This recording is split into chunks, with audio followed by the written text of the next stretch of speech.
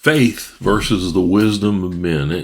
We're going to look at this. 1 Corinthians chapter 2, verse 3. And I was with you in weakness and in fear and much trembling. And my speech and my message were not in plausible words of wisdom, but in demonstration of the Spirit and of power. Now listen to verse 5, what he says here. So that your faith might not rest in the wisdom of men, but in the power of God.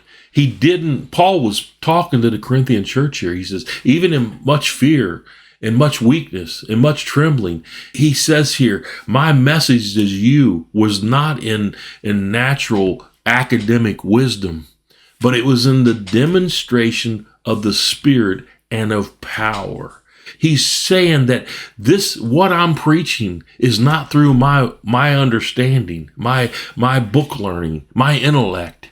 It's through the power and demonstration of the Spirit of God. And that word power, there's dunamis. I talk about it a lot. It's the same word that was used in Acts 1 and 8 and Acts chapter 2, where it talks about the Holy Spirit and the power of the Holy Spirit. It is a miraculous, supernatural power that comes upon an individual.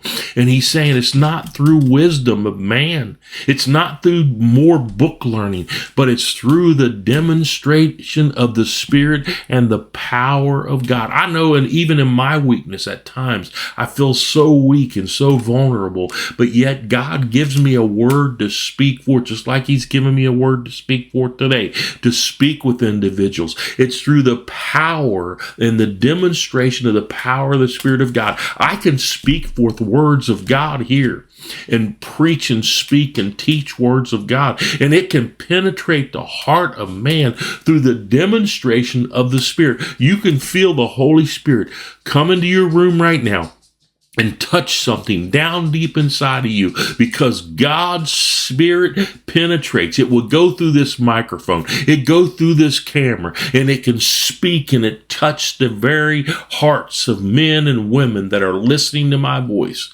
And this is what he's talking about here. This faith and this wisdom versus the wisdom of men. It's not through the wisdom of man. It's through the power and the demonstration of the Holy Spirit that God speaks. He cuts down into the hearts and not just the mind, but the hearts of the individual. May God penetrate your heart today and speak to you.